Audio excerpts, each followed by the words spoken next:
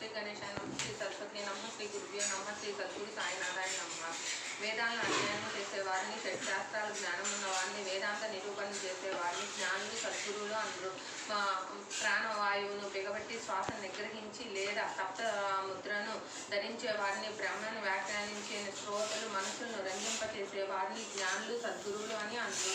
శాస్త్రోక్తంగా శిష్యులకు మంత్రాలను ఉపదేశించి వారిని జపించమని ఆజ్ఞాపించి, కానీ అవి ఎప్పుడు సిద్ధిస్తాయి అన్న నమ్మకం ఎవరికీ ఉండదు. పరమాత్మ తత్వాన్ని అత్యంత రసవత్తరంగా చక్కటి మాటలతో ఆకర్షణీయంగా చెప్పిన స్వానుభవం లేనట్టి వారి జ్ఞానము మాటల గారడి కేవలం శుష్కమైనది. వేదాంత నిరూపణ శ్రద్ధగా విన్న క్షణంలో ఇహపర సుఖ భోగాల యందు విరక్తి కలుగుతుంది, కానీ అనుభవ జ్ఞానం కలగదు. పరమాత్మ సాక్షాత్కారాన్ని వారి ఈ అనుభవాన్ని తెలియచేయగలరు. సంపూర్ణమైన శాస్త్ర జ్ఞానం నుండి అపరోక్ష జ్ఞానాన్ని ప్రసారించగల సంపూర్ణ అనుభవం ఉన్న వారి